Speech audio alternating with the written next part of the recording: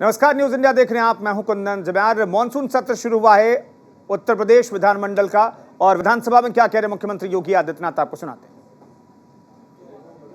राज्य सरकार को बहुत प्रमाण पत्र कहीं से और लेने की आवश्यकता नहीं। नेशनल फैमिली हेल्थ सर्वे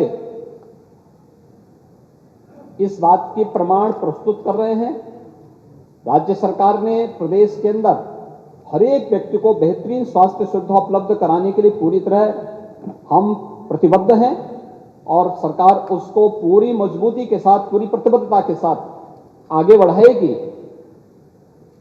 जो भी अगर कहीं पे कोई लापरवाही होती है, उसकी जवाबदेही भी उस स्तर पर विभाग के द्वारा, शासन के स्तर पर सुनिश्चित होती है। प्रदेश के 25 करोड़ लोगों के प्रति सरकार पूरी जवाबदेही के साथ कार्य कर रही है, और कोई संदेह नहीं होना चाहिए, जो भी बेहतर से बेहतर सुविधा उत्तर प्रदेश के अंदर हो सकती है, उसे उपलब्ध करवाने की कार्रवाई राज्य सरकार कर रही है। जहां तक प्रदेश के अंदर इन सभी कार्रवाई को आगे बढ़ाने की, पहली बार उत्तर प्रदेश के अंदर मेडिकल यूनिवर्सिटी बन रही है। पहली बार उत्तर प्रदेश के अंदर ट्रेडिशनल मेडिसिन के लिए आयुष यूनिवर्सिटी भी बन रही है, और पहली बार उत्तर प्रदेश के अंदर स्पोर्ट्स यूनिवर्सिटी भी बनाई जा रही है। ये प्रदेश के अलग अलग क्षेत्रों में बनाए जा रहे हैं। इसके लिए दूसरा, एम्स गोरखपुर के मामले में सबसे बड़ी बात समाजवादी पार्टी ही थी। इन लोगों ने एम्स की भूमि को दिया ही नहीं, और जब भारतीय जनता पार्टी की सरकार प्रदेश में आई, उस जमीन की फिर रजिस्ट्री भारतीय जनता पार्टी की सरकार के आने के बाद फिर मेरे आदेश पर उस रजिस्ट्री की कार्रवाई को संपन्न किया गया। आज एम्स गोरखपुर में संचालित हो चुका है। गोरखपुर में शिलान्यास हमने किया था। शिलान्यास ये फर्टिलाइजर के उसमें हुई थी, लेकिन रजिस्ट्री नहीं हुई थी। इन्होंने प्रस्ताव नहीं दिया था, और फिर रजिस्ट्री की कार्रवाई को हम लोगों ने आने के बाद किया था। रजिस्ट्री की कार्रवाई हम लोगों ने संपन्न की। इंसेफ्लाइटिस जैसी बीमारियों को नियंत्रण करने का कार्य ये भारतीय जनता पार्टी की डबल इंजन की सरकार ने किया है। और यही नहीं, आज प्रदेश के अंदर जितने भी प्रकार के संचारी रोग हैं, डेंगू है, कालाजार है, मलेरिया है, या इन सभी प्रकार के संचारी रोग नियंत्रण के लिए वर्ष में 3 बार विशेष अभियान चलाने की कार्रवाई भी ये राज्य सरकार के प्रयास और केंद्र और राज्य सरकार के संयुक्त प्रयासों का परिणाम है। आज प्रदेश के अंदर जो विभिन्न प्रकार के कार्यक्रम स्वास्थ्य संबंधी हों, उन सभी कार्यक्रमों को डबल इंजन की सरकार पूरी मजबूती के साथ आगे बढ़ा रही है, और बिना भेदभाव के समाज के हर एक तबके को उपलब्ध करवाने का कार्य कर रही है। नेता प्रतिपक्ष पूर्व मुख्यमंत्री रह चुके हैं, और प्रतिपक्ष के सबसे बड़े दल के नेता भी हैं।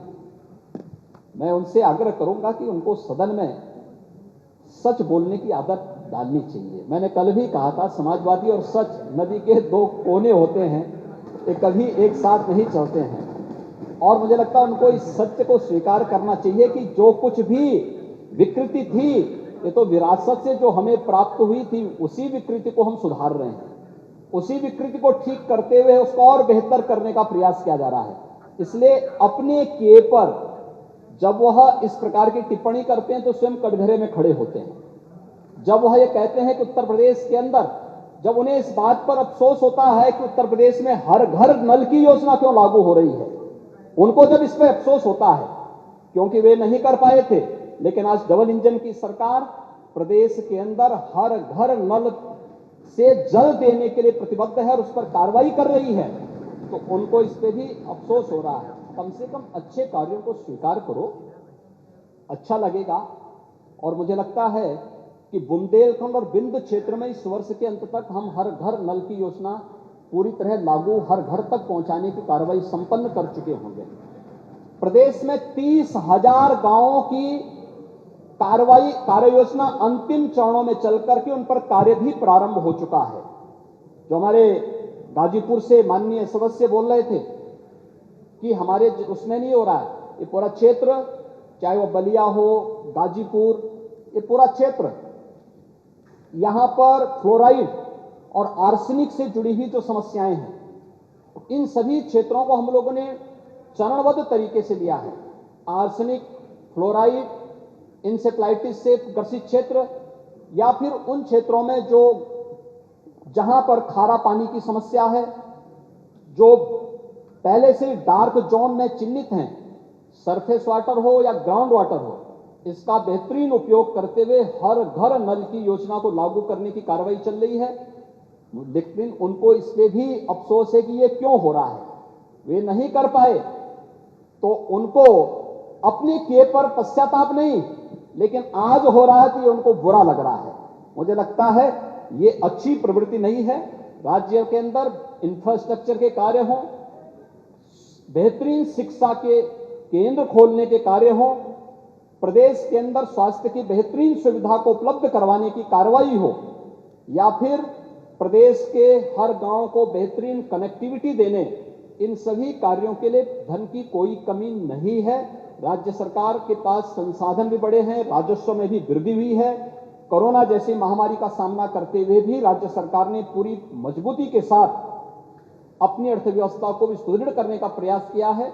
और यही नहीं, उसी अभियान के क्रम में हम लोग प्रधानमंत्री जी के विजन के अनुरूप देश की अर्थव्यवस्था को $5 ट्रिलियन की अर्थव्यवस्था बनाने के लिए उत्तर प्रदेश ने भी अपनी इकोनॉमी को $1 ट्रिलियन की इकोनॉमी को बदलने के लिए उस दिशा में अपने प्रयास को आगे बढ़ाए हैं। एक पूर्व मुख्यमंत्री को और नेता प्रतिपक्ष को तो कम से कम इस पर प्रसन्नता होनी चाहिए थी कि जो काम वे नहीं कर पाए हैं, आज भारतीय जनता पार्टी नेतृत्व की सरकार उस कार्य को कर रही है, तो कम से कम इसमें वे सहयोग नहीं कर सकते हैं तो अड़ंगा लगाने का कार्य तो उनको नहीं करना चाहिए, क्योंकि केवल लोकतंत्र में सरकार ही नहीं, प्रतिपक्ष भी लोकतंत्र की व्यवस्था का एक पहिया है। और मुझे लगता है कि उसमें उनको अपनी जिम्मेदारी को समझना चाहिए, उस गंभीरता का परिचय देना चाहिए। कोई भी ऐसा वक्तव्य नहीं देना चाहिए जो गुमराह करने वाला हो, जो सत्य से परे हो और जो अनावश्यक रूप से आम जनमानस के मन में तमाम प्रकार की भ्रांति पैदा करते हुए उनके स्वयं के जीवन के साथ खिलवाड़ करने वाला हो। और इस प्रकार की कभी कभी छोटी छोटी बातें व्यक्ति मजाक में कहता है, लेकिन उसको जब हम लोग गंभीरता से कोई लेने लगता है तो कभी कभी उसके जीवन के साथ भी खिलवाड़ होता है। इंसेफ्लाइटिस, उसके कोरोना के मामले में हमने देखा था, जब उन्होंने कहा था कि साहब ये वैक्सीन नहीं लेंगे, और वैक्सीन का परिणाम क्या रहा, बहुत सारे लोगों के जीवन के साथ उस समय खिलवाड़ हुआ होगा। लेकिन ये फ्री में वैक्सीन थी, पूरी दुनिया इसको स्वीकार कर रही है, WHO ने इसको मान्यता दी और वैज्ञानिकों ने बहुत उसके साथ हमें मौतें बताते हुए बड़ा अफसोस होता है कभी कभी कि इंसेफ्लाइटिस का वैक्सीन जापान में 1905 में बन गया था। भारत में इस वैक्सीन को आने में 100 वर्ष लगे। 2005 में यह वैक्सीन भारत में आया। क्या कर रहे थे हम आजादी के बाद? 1947 से 2005 तक क्या हो रहा था? इतने वर्षों तक आखिर हम क्यों, और इंसेफ्लाइटिस से मरने वाले ज्यादातर बच्चे कौन थे? अल्पसंख्यक और अनुसूचित जाति, अति पिछड़ी जाति से जुड़े हुए बच्चे थे। लेकिन वोट बैंक बनाने का प्रयास तो हुआ, लेकिन उन पीड़ितों के प्रति कभी संवेदना ईमानदारी से व्यक्त करने का प्रयास नहीं हुआ, वो कभी मुद्दा नहीं बन पाया।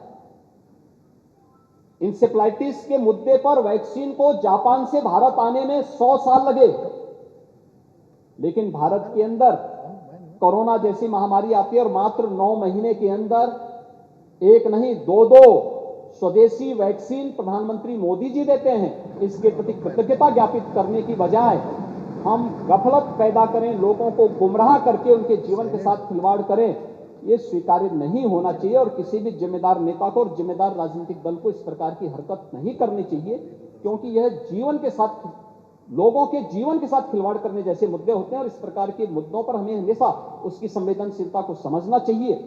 यहां पर जो भी मुद्दे उठते हैं, ये हर व्यक्ति की संवेदना है। 108 की एक व्यवस्था है, आप कॉल करेंगे, उसका रिस्पांस टाइम के अनुसार आपको वहां पर वह एम्बुलेंस प्रदान करने का प्रयास होता है।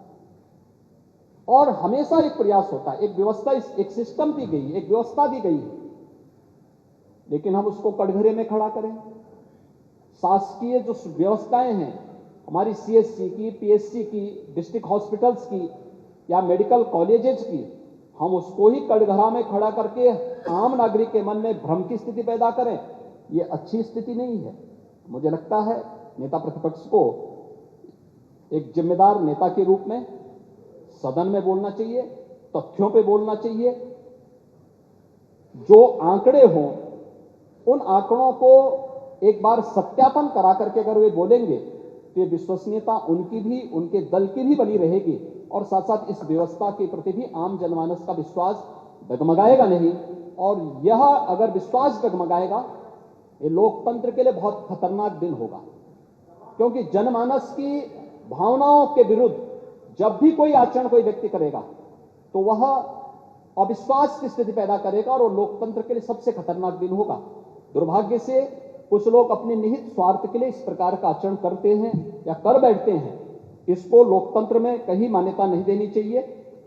सरकार अपने स्तर पर बेहतरीन प्रयास कर रही है और जो कुछ भी होगा, मैंने पहले भी कहा, प्रदेश की बेहतरी के लिए, प्रदेश के विकास के लिए, प्रदेश की 25 करोड़ जनता के लिए हमने इसको जाति, मत, मजहब या क्षेत्र और भाषा के आधार पर नहीं बांटा है। 25 करोड़ जनता को डबल इंजन की सरकार ने अपने परिवार के रूप में ट्रीट किया है और बिना भेदभाव के शासन की योजनाएं उस रूप में पूरे प्रदेश के अंदर लागू हो रही है। हमने उसी रूप में उसको देने का प्रयास भी किया है। इसलिए कृपया इस सदन की कार्रवाई के माध्यम से अन्य माननीय सदस्यों के महत्वपूर्ण मुद्दों को हम इस प्रकार के मुद्दों के आधार पर जो तथ्यों पर आधारित न हो, उससे हम अन्य माननीय सदस्यों के समय को जाया न करें तो अच्छा होगा। धन्यवाद। मैंने माननीय नेता प्रतिपक्ष को सुना। तो मुख्यमंत्री योगी आदित्यनाथ को सुन रहे थे, उन्होंने अपनी सरकार की उपलब्धियों को गिनाया। इसके साथ ही विपक्ष पर भी आरोप मढ़ा। उन्होंने कहा कोरोना काल में विपक्ष कहां गायब था, विपक्ष दिखाई नहीं दे रहा था। विपक्ष ने कोरोना काल में दुष्प्रचार भी किया। इस वक्त की बड़ी खबर, सपा ने विकास के नाम पर शोर किया। अखिलेश यादव को ये निशाने पर उन्होंने लिया है। कोरोना काल में विपक्ष कहां था, ये योगी आदित्यनाथ ने पूछा है। कोरोना में विपक्ष ने दुष्प्रचार किया, योगी आदित्यनाथ ने कहा। उन्होंने कहा कि मेडिकल यूनिवर्सिटी उत्तर प्रदेश में बन रही है, एम्स जो है गोरखपुर में अब काम कर रहा है। इसके अलावा स्पोर्ट्स यूनिवर्सिटी भी बीजेपी सरकार में बनाई गई।